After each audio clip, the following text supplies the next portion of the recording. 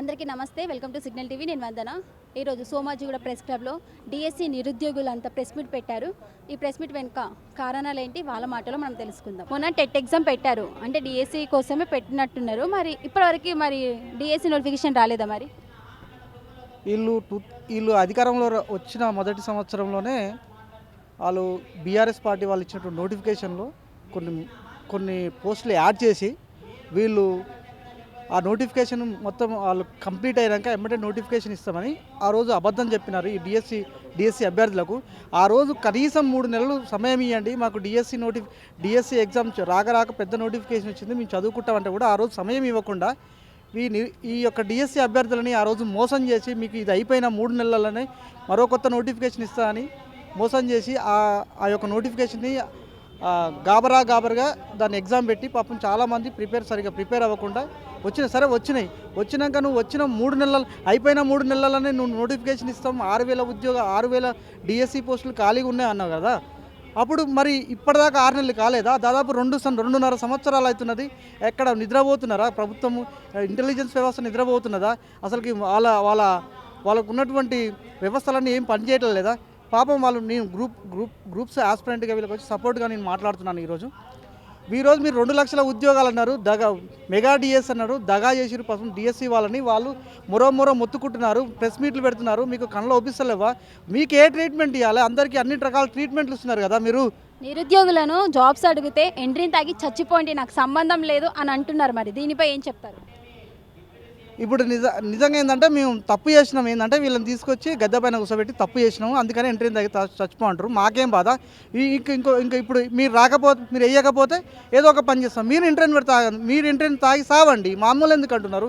ఇది రాకపోతే ఇంకా పని చేసుకుని బతుకుతాము. మేము ఏంటంటే మీ కష్టపడి మీ యొక్క ప్రభుత్వానికి నిరుద్యోగులు డిఎస్సి అభ్యర్థులు ప్రతి ఒక్కరు బస్సు యాత్ర చేసి మీ యొక్క ప్రభుత్వాన్ని తీసుకొచ్చారు. అందుకని మా హక్కుగా అడుగుతున్నాము, మీరు ఉద్యోగాలు వేయండి.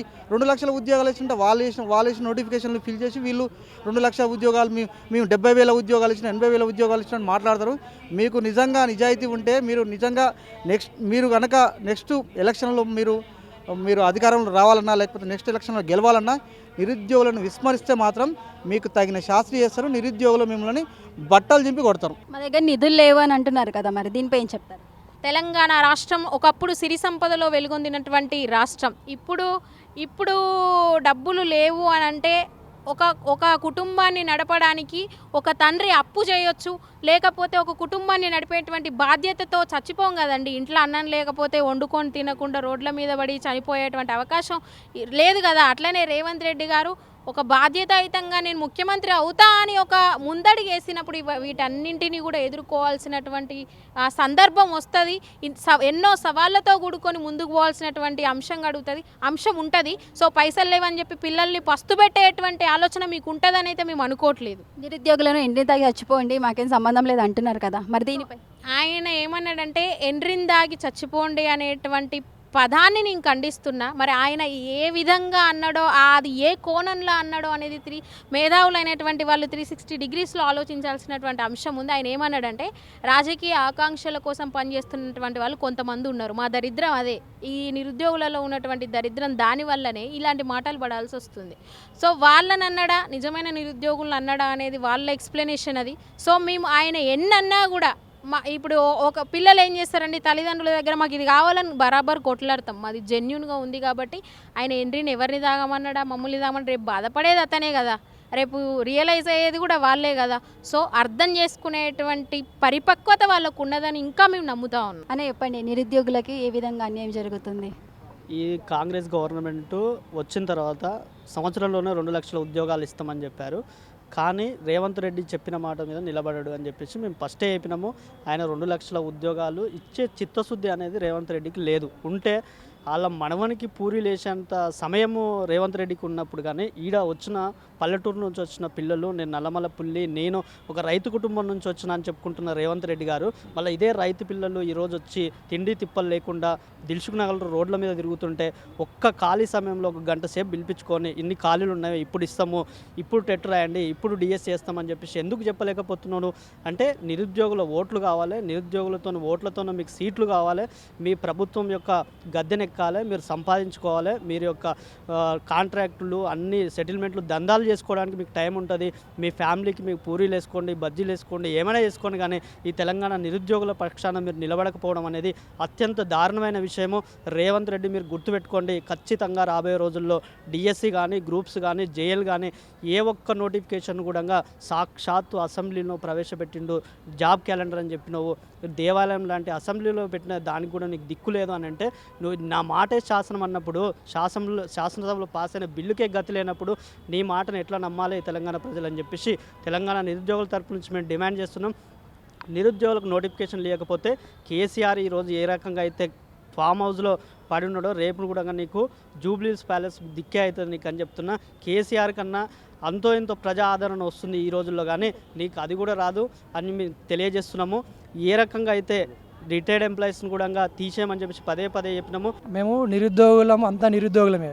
గ్రూప్ 1 రాస్తాం, గ్రూప్ 2 రాస్తాం, గ్రూప్ 3 రాస్తాం, గ్రూప్ 4 రాస్తాము, డిఎస్సి రాస్తాము, జేఎల్ రాస్తాం, డిఎల్ రాస్తాం, అందరం అంతా డిఎస్. కానీ మాకు ఓన్లీ ప్రధాన డిమాండ్ మాత్రం డిఎస్సి నోటిఫికేషన్ విడుదల చేయాలి.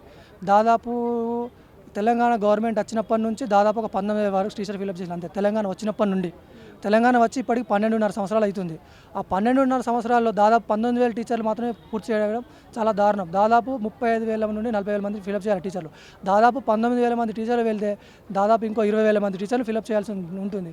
కానీ వీళ్ళు చేయకుండా గవర్నమెంట్ తాత్పర్యం చేసుకుంటా విద్యాశాఖ బలోపేతంలో ముందు అడుగు ఉండాల్సిన వాళ్ళు కూడా ఇప్పుడు ఏం పోలీసుల మీద ఉన్న ధ్యాస ఉపాధ్యాయుల టీచర్ల మీద లేదు. 70,000 ఉద్యోగాలు ఇచ్చామని అన్నారు కదా. ఒక విషయం చెప్పాలంటే మనం రియాలిటీ నిరుద్యోగులుగా వాస్తవంగా మాట్లాడుకోవాలంటే 70,000 ఉద్యోగాలు నోటిఫికేషన్ ఎవరు ఇచ్చిళ్ళు అనేది అందరికీ తెలుసు. కానీ ఈ సార్ వచ్చిన తర్వాత అపాయింట్మెంట్ ఆర్డర్లు ఇచ్చిండు, అది కూడా సంతోషం. ఎందుకంటే తొందరగా ఇచ్చిండు. గ్రూప్ 2 నోటిఫికేషన్ ఇచ్చి దాదాపు 1 ఇయర్లోనే ఫిల్అప్ చేసిండు. గ్రూప్ 1 కూడా 1 ఇయర్లోనే ఫిల్అప్ చేసిండు. డిఎస్సి నోటిఫికేషన్ మాత్రం 3 మంత్స్లోనే ఫిల్అప్ చేసిండు. నిరుద్యోగులంతా ఇంటిని దాకా చచ్చిపోండి, నాకేం సంబంధం లేదు అంటున్నారు కదా. మరి అది ఆయన ఏమైనా మతిస్థిమితం ఉండి మాట్లాడుతున్నాడో లేదో, కనీసం ఒక సీఎం ప్లేస్లో ఉన్న అనే ఆలోచన కూడా మర్చిపోయి మాట్లాడుతున్నాడు. కాబట్టి ఇక అది మనం ఏం కాంప్లిమెంట్ చేసేది లేదు అందులో. అతన్ని కూడా ఏమనేది ఆయనకు అది ఎఫెక్ట్ ఎట్లుంటే లాస్ట్ టైం కూడా కేటీఆర్ సార్ గారు కూడా ప్రవళిక ఆత్మహత్య చేసిపోతే ఆమె అసలు గ్రూప్ 2 రాలేదంటే ఆ మాట వల్ల ఎంత నష్టపోయిందో తెలుసు. ఇప్పుడు నిరుద్యోగులు ఎంట్రింగ్ దాకంటే ఈయన కూడా అంతే నష్టపోతాడు కదా. ఇప్పుడు ఏం డిమాండ్ చేస్తున్నారన్న మీరు? మాకు 25,000 మెగా డిఎస్సి నోటిఫికేషన్ విడుదల చేయాలి. మోడల్ స్కూల్ గురుకుల నోటిఫికేషన్లో ఖాళీ ఉన్నాయని చేయాలి. దాదాపు అందరూ ఖాళీ లేవు అంటున్నారు. మొన్న న్యూస్ నమస్తే తెలంగాణ పేపర్లో ఇంకోటి పార్లమెంట్లోనే దాదాపు చెప్పిళ్ళు మా దగ్గర నిధులే లేవని అంటున్నారు. నిధులు లేనప్పుడు, నిధులు లేకపోతే ఇప్పుడు అడ్మినిస్ట్రేషన్ మొత్తం ఆపుతున్నారు. వాళ్ళ మీటింగ్లు అన్నీ ఆపుతున్నారు. రైతు బంధు ఆపుతున్నారు. మరి నిధులు లేవని. మరి నిరుద్యోగులు అంటేనే నిధులు గుర్తొస్తాయా? వేరే వాటికి ఏం గుర్తురావా? దాదాపు ఇక్కడ ఉపాధ్యాయ ఖాళీలు కూడా 24లో 3,450 మంది రిటైర్మెంట్ అయినలు, 25లో 4,250 మంది రిటైర్మెంట్ అయినలు. ఇంకోటి 2024 నుండి ఈయన ఉన్న పీరియడ్లో దాదాపు 25,600 మంది రిటైర్మెంట్ అవుతుంది. కాబట్టి ఇప్పుడు రిటైర్మెంట్ అయ్యేటి అన్ని కలుపుకొని ఇప్పుడు ఒక 15,000 నోటిఫికేషన్ వేయాల్సిందే కోరుతున్నాం అందరం.